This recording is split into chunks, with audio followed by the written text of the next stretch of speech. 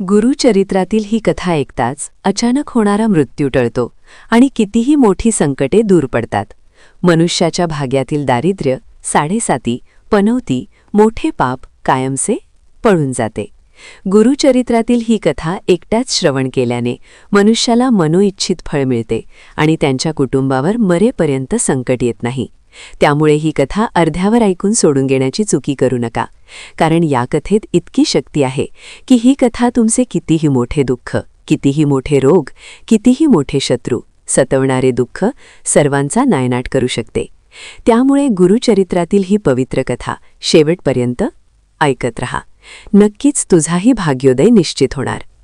भक्तांनो, दत्तगुरूंचं आणि स्वामींचं नामस्मरण करून ही कथा सांगायला सुरुवात करते.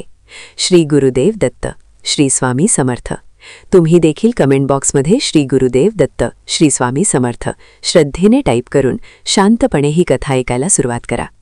बघा, चालू क्षणाला दत्त महाराज तुमच्यावर कृपा करतील आणि मरेपर्यंत त्यांचा हात तुमच्या डोक्यावर राहील. प्रिय भक्तांनो, प्रत्येक बुधवारी किंवा गुरुवारी भक्तिभावाने गुरुचरित्रातील पवित्र कथा आपण येथे अनुभवणार आहोत. कारण गुरुचरित्र श्रवण म्हणजे दुःख, दारिद्र्य आणि भीती यावर विजय मिळवण्याचा दिव्य मार्ग आहे. गुरुचरित्र हे केवळ ग्रंथ नाही, तर जीवन बदलणारे संरक्षण कवच आहे. या कृपाधारेत सहभागी व्हायला विसरू नका. चला तर मग या अद्भुत कथेला सुरुवात करूया. एका लहानशा गावात गंगाधर नावाचा एक माणूस राहत होता. नाव गंगाधर, पण आयुष्यात गंगेसारखी शांती नव्हतीच. घरात कायम भांडणं, पैशांची टंचाई, शरीरात आजार, मनात भीती आणि रात्री विचित्र स्वप्न. जणू काही अदृश्य सावल्या त्याच्या घराभोवती फिरत होत्या. कितीही कष्ट केले तरी हातात पैसा टिकत नव्हता. काम मिळालं की काही दिवसात बिघाड. घरातल्या धान्याच्या डब्यात कधी किडे तर कधी अचानक तुटलेली भांडी. गावात लोक कुजबुजू लागले होते. काहीतरी दोष आहे त्यांच्या घरावर.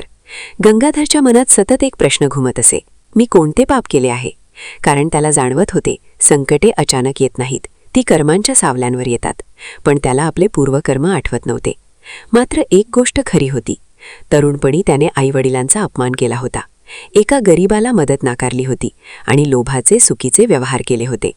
त्यावेळी त्याला वाटले होते, पैसा मिळतोय ना, मग बाकी कशाला महत्त्व द्यायचं? पण आता त्याच पैशाने पाठ फिरवली होती. त्याची पत्नी सावित्री अत्यंत श्रद्धाळू होती.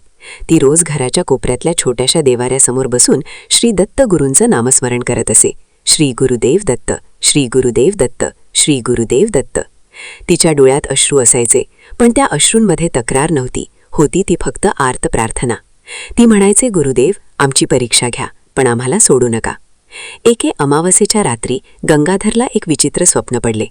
त्याने पाहिले तो एका अंधाड्या जंगलात हरवलेला आहे. आकाशात चंद्र नाही, दिशाही नाही. अचानक दूरवर एक मंद तेज दिसते. त्या तेजातून त्रिमुखी, शांत करुणामय दृष्टी असलेले एक दिव्य पुरुष प्रकट होतात. त्यांच्या भोवती तेजाचा वलय. त्यांच्या नजरेत राग नव्हता, पण एक खोल प्रश्न होता. त्यांनी काहीच बोलले नाही, फक्त हात वर करून आशीर्वादाची मुद्रा दाखवली. आणि त्या क्षणी गंगाधरच्या छातीत जणू काही जड दगड हल्ला. सकाळी उठल्यावर त्याला खूप वर्षांनी मनात थोडी शांती जाणवली, पण संकट थांबली नव्हती. त्याच दिवशी त्याचं काम पुन्हा बंद झालं. घरी परतताना त्याच्या मनात संताप पुसळला. देव असता तर असं झालं असतं का? पण घरी आल्यावर त्यांनी पाहिलं, सावित्री गुरुचरित्राचं वाचन करत बसलीये. तिच्या आवाजात एक विलक्षण स्थैर्य होतं. ती वाचत होती, गुरु हा जन्मोजन्मीच्या पापांचा नाश करणारा आहे. जो श्रद्धेने शरण येतो त्याला तो कधीही सोडत नाही. भक्तांनो, सहमत असाल तर कमेंट बॉक्समध्ये टाईप करा, हे देवा, माझे पाप, माझ्याकडून चुकून झालेले पाप नष्ट करा. भक्तांनो, गंगाधर दाराशी थांबला. त्या शब्दांनी त्याच्या मनात काहीतरी तुटलं. त्याला जाणवलं, मी कधी शरण गेलोच नाही, मी फक्त देवाकडे मागत राहिलो, पण स्वतः बदलायचा प्रयत्न हा मी कधी केलाच नाही. त्या रात्री त्याने पहिल्यांदाच सावित्री सोबत बसून नामस्मरण केले. सुरुवातीला मन भटकत होतं, पण हळूहळू श्री गुरुदेव दत्त, श्री गुरुदेव दत्त, श्री गुरुदेव दत्त हा उच्चारण श्वासात मिसळू लागला. घरात काहीच बदल झाला नव्हता, पण वातावरणात एक अदृश्य संरक्षण कवच निर्माण होत असल्याची जाणीव सावित्रीला झाली. तरीही परीक्षा संपली नव्हती. काही दिवसांनी गंगाधरला तीव्र ताप आला. वैद्याने सांगितले, हा साधा आजार नाही. रात्री त्याला पुन्हा स्वप्न पडले. यावेळी तो एका नदीकाठी उभा होता. पाणी प्रचंड वेगाने वाहत होतं. तो घाबरलेला आणि अचानक त्याच्या पाठीमागे तीच दिव्य उपस्थिती. त्या करुणामय स्वरात शब्द आले, कर्माची नदी पार करायची असेल तर पश्चाताप आणि सत्कर्म हीच नौका आहे. सकाळी त्याचा ताप कमी झाला, पण त्याच्या मनात एक नवा निर्धार जन्माला आला. मी बदलणार, माझ्या सुखा कायम मी स्वतः मान्य करणार.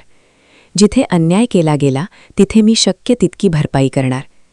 त्या दिवसापासून त्याने लहान लहान बदल सुरू केले. एका वृद्धाला दररोज अन्न देणे, आईवडिलांच्या स्मृतीपुढे नतमस्तक होणे, कोणालाही फसवू नये असा प्रण करणे. सुरुवातीला काहीच फरक दिसत नव्हता, पण घरातील भांडणं कमी झाली, धान्याच्या डब्यातील किडे नाहीसे झाले. सावित्रीच्या चेहऱ्यावर हलकी स्मितरेषा दिसू लागली. एका संध्याकाळी गावात एक अनोळखी संन्यासी आले. त्यांची नजर विलक्षण होती. ते गंगाधराच्या दाराशी थांबले आणि म्हणाले, घरात गुरुचरित्र आहे का? गंगाधर चकित झाला. तो नम्रतेने म्हणाला, हो आहे. संन्यासी म्हणाले, वाचन चालू ठेवा. संकटे ही शिक्षा नसतात, ते शुद्धीकरण असते. इतकं बोलून ते निघून गेले. गंगाधर बाहेर धावत गेला, पण कुठेच कोणीही नव्हते. जणू ते वाऱ्यात विलीन झाले होते. त्या रात्री गंगाधरच्या मनात पहिल्यांदा भीतीऐवजी विश्वास होता. त्याला जाणवलं, गुरु माझ्यावर लक्ष ठेवून आहेत. पण अजून एक मोठी परीक्षा बाकी होती. त्याच्या पूर्वकर्माचा एक कठोर परिणाम अजूनही उभा होता, जो त्याच्या आयुष्याला पूर्णपणे बदलून टाकणारा होता.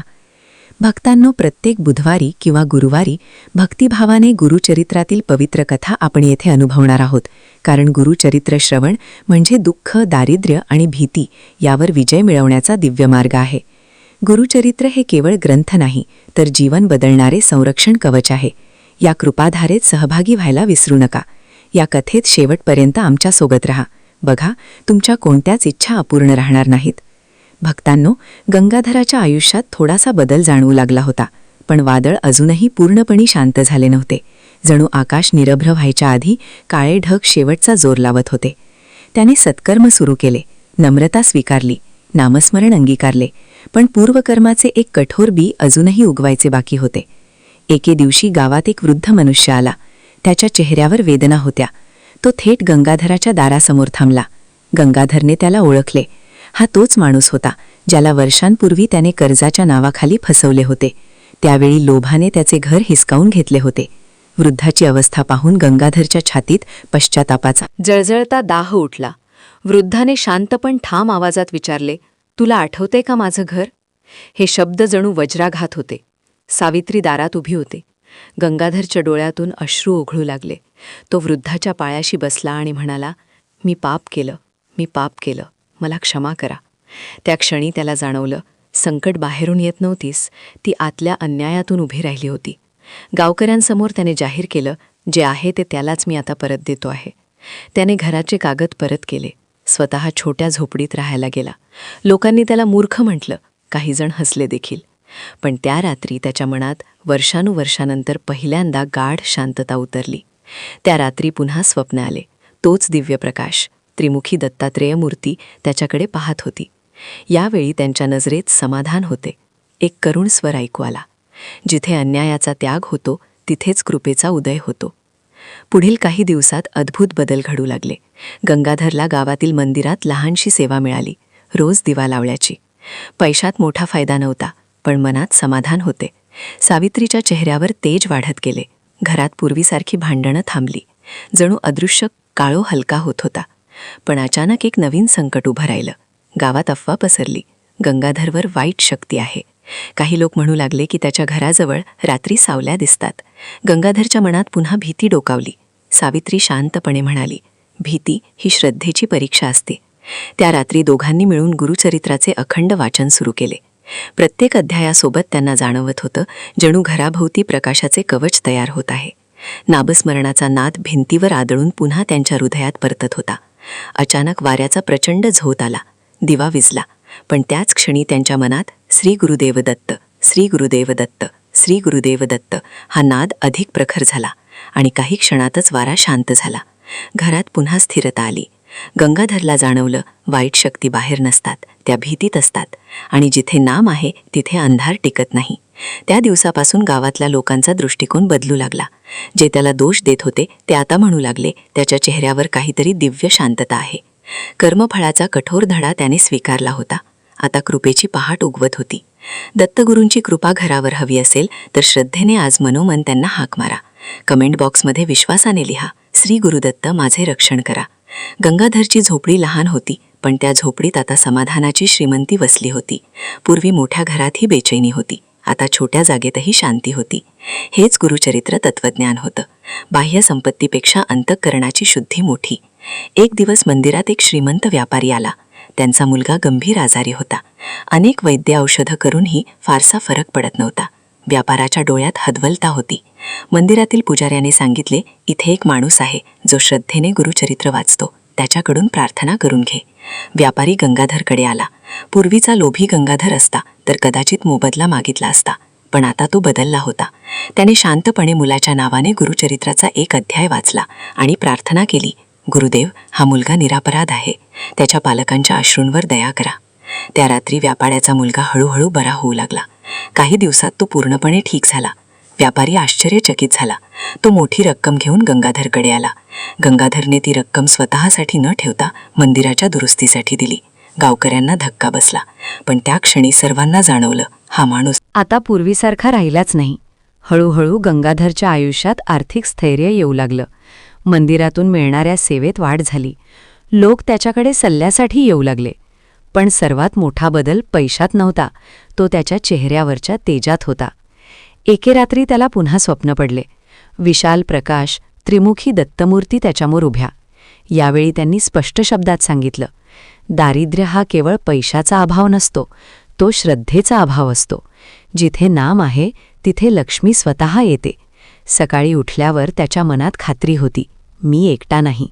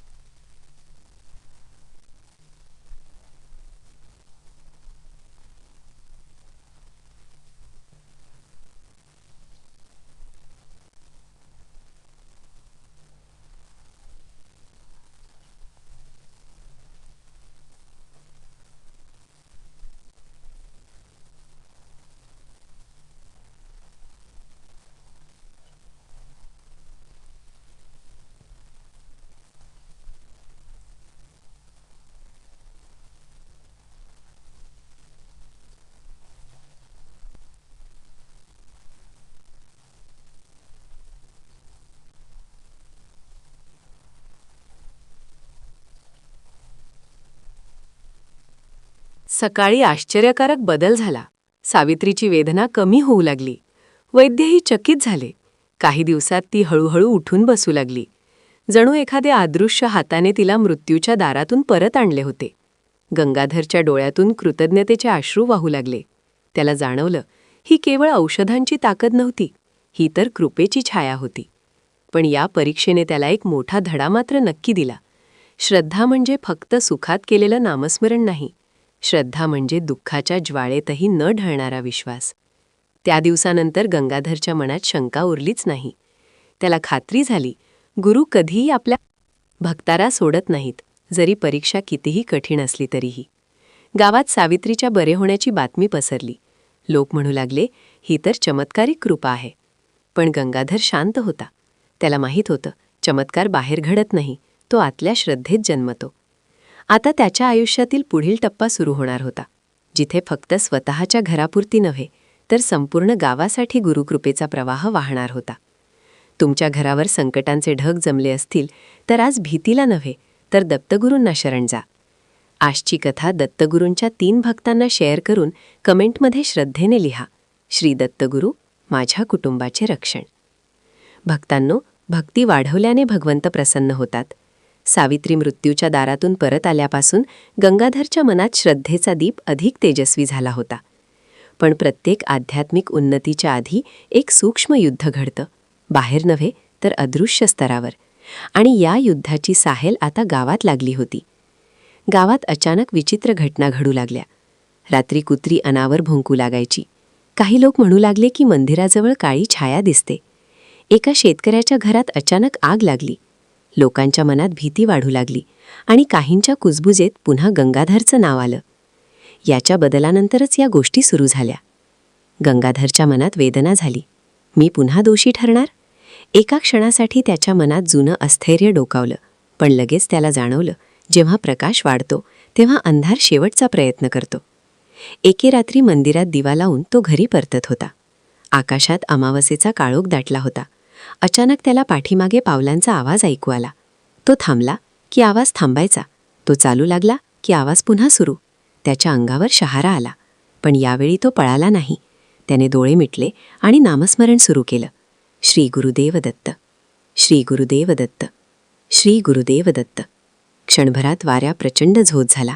झाडांची पानं वेळ्यासारखी हलू लागली आणि त्यांच्या डोळ्यांसमोर काळी धुरकट सावली उभी राहिली. ती जणू रागाने फुसफुसत होती. त्याच्या भूतकाळातील लोभ, अन्याय, अहंकार सगळ्या आठवणी त्याला सावलीतून त्याच्याकडे झेपावत होत्या. त्याच्या मनात संघर्ष सुरू झाला. मी पुन्हा भीतीला शरण जाऊ का?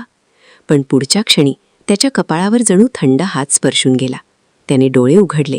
त्याच्यासमोर तेजस्वी प्रकाशाचा वलय निर्माण झाला होता. त्या प्रकाशात त्रिमुखी दत्तमूर्तीची दिव्य छाया स्पष्ट दिसत होती. त्यांच्या हातातून निघणारा प्रकाश त्या सावलीला मागे ढकलत होता. एक गंभीर स्वर घुमला. जिथे पश्चातापाने आत्मा शुद्ध होतो तिथे वाईट शक्तीनं स्थान राहत नाही. क्षणात ती सावली विरून गेली. वारा शांत झाला. आकाशात अचानक लहानसा चंद्रकिरण दिसू लागला. गंगाधरच्या अंगावरून भीतीचं ओझं उतरलं. दुसऱ्या दिवशी गावातल्या विचित्र घटना थांबल्या. मंदिराभोवतीची अस्वस्थता नाहीशी झाली. लोक आश्चर्यचकित झाले. काही जण गंगाधरकडे येऊन म्हणाले, काल रात्री मंदिराभोवती तेच दिसत होतं, जणू कोणीतरी अदृश्य रक्षण करत होतं. गंगाधर शांतपणे म्हणाला, रक्षण आपण कोणीही करत नाही. नाही, खरे रक्षण गुरु करतात. त्या दिवसापासून गावात एक नवा विश्वास निर्माण झाला. लोक भीतीतून बाहेर पडू लागले. काहींनी गुरुचरित्राचं वाचन सुरू केलं, काहींनी गुरुचरित्राच्या कथा ऐकल्या, काहींनी नामस्मरण अंगीकारलं. जणू एका माणसाच्या परिवर्तनाने संपूर्ण गावात श्रद्धेचा दिवा पेटला. गंगाधरला आता स्पष्ट जाणवलं, वाईट शक्ती म्हणजे केवळ भूत किंवा प्रेत नव्हेत.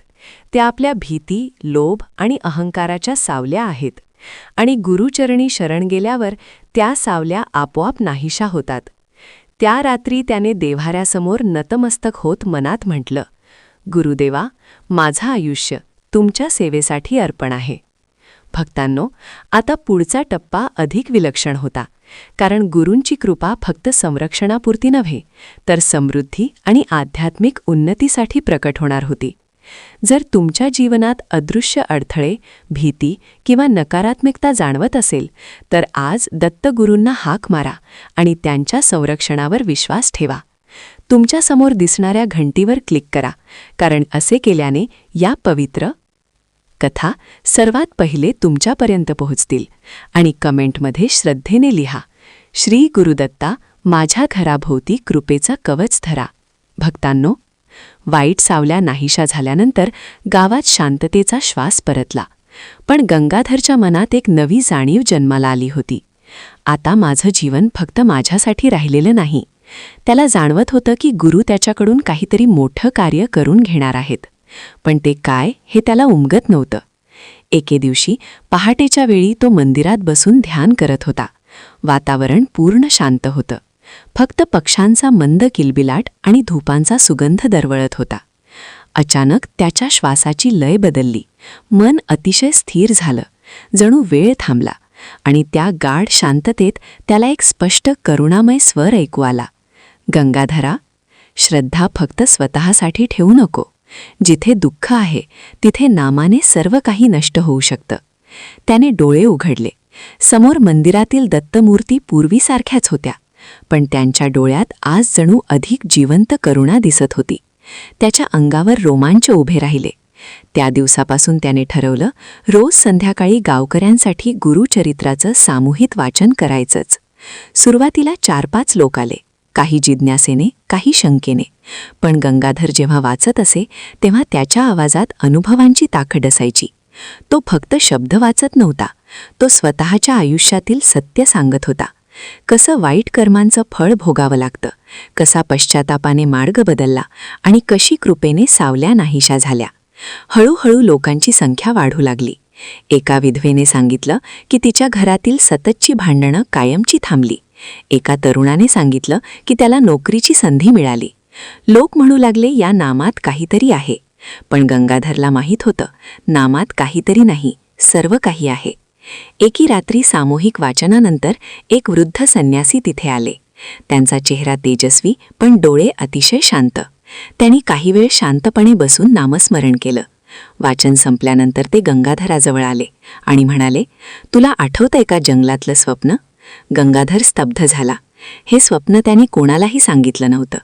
संन्यासी हसले आणि म्हणाले, बाळा, गुरु मार्ग दाखवतात, पण चालायचं काम भक्ताचं असतं. तू चालायला सुरुवात केली आहेस. इतकं बोलून ते निघून गेले. लोकांनी बाहेर पाहिलं, पण ते कुठेच दिसत नव्हते. जणू ते वाड्यात विलीन झाले होते. त्या रात्री गंगाधरला स्पष्ट समजलं, गुरु प्रत्यक्ष येतात, पण ओळखण्याची दृष्टी हवी. आता त्याच्या घरात केवळ समाधान नव्हतं, एक दिव्य ऊर्जा होती.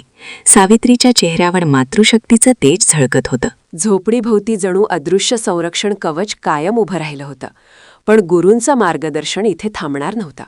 पुढे त्याला अशी सेवा मिळणार होती जी त्याच्या आयुष्याला पूर्णत्व देईल आणि गावालाही एक नवं आध्यात्मिक केंद्र मिळेल.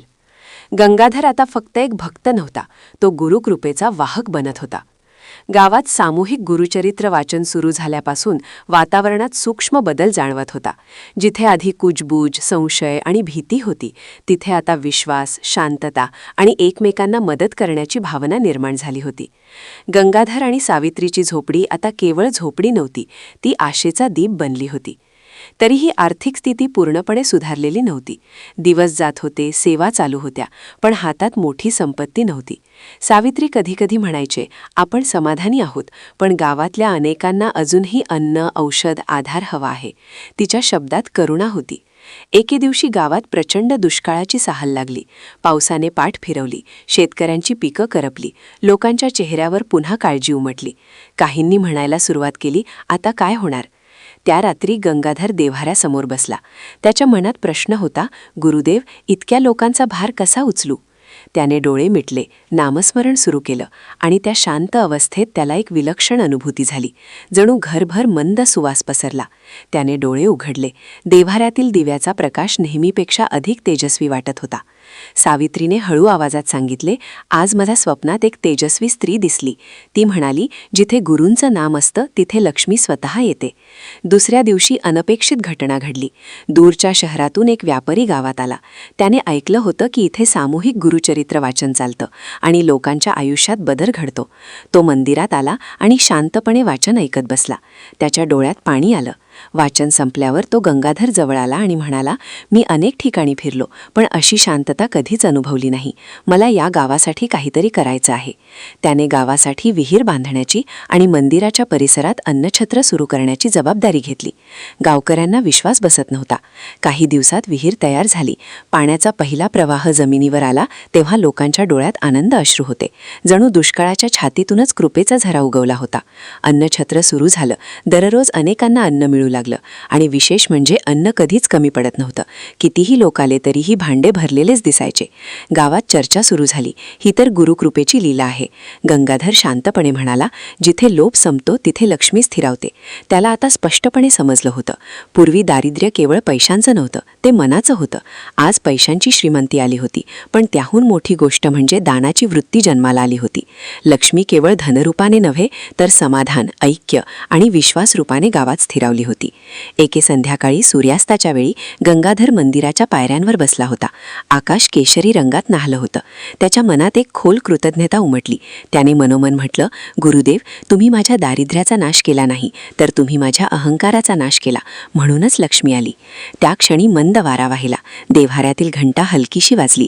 जणू अदृश्य आशीर्वाद पुन्हा एकदा त्याच्या जीवनात उमटला. आता गावात केवळ जग नव्हतं, तिथे आध्यात्मिक समृद्धीचा प्रवाह वाहत होता आणि गंगाधराला जाणवत होतं, पुढे अजून मोठी परीक्षा येणार आहे, जिथे श्रद्धेची पराकाष्ठा सिद्ध करावी लागेल. जर तुमच्या जीवनातील दारिद्र्य, अडथळे आणि कमतरता दूर व्हाव्यात असे वाटत असेल तर आज दत्तगुरूंवर पूर्ण विश्वास ठेवा. आपलं हे पवित्र चॅनल सबस्क्राईब करा आणि कमेंटमध्ये श्रद्धेनं लिहा, श्री गुरुदत्ता, माझ्या घरात समाधानाची लक्ष्मी नांदो. तर भक्तांनो, अशा प्रकारे गुरुचरित्रातील ही पवित्र जीवनाला दिशा देणारी, श्रद्धा जागवणारी कथा इथे संपत आहे. पण खरं पाहता कथा संपत नाही, कारण गुरुकृपा कधीही संपत नाही. ती सतत वाहत राहते, फक्त आपले मन तिच्यासाठी खुले असले पाहिजे. या कथेतून आपण शिकलो की संकटेही कधीच शेवट नसतात, ती नव्या आरंभाची दारं असतात.